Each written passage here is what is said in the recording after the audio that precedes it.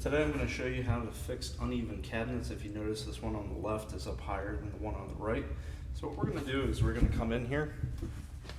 There's a little adjustment screw in here that we can get this to move up and down, so I'll show you that.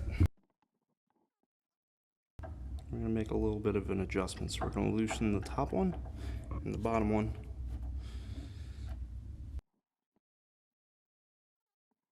It moved down, so we might be able to just tighten this back up.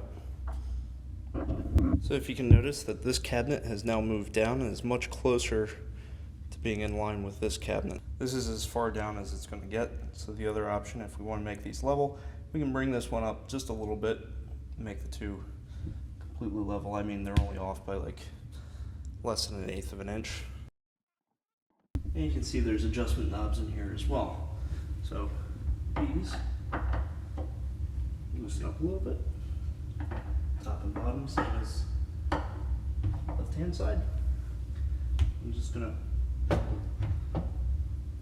this up just a little bit, tighten that back up, tighten the top back up.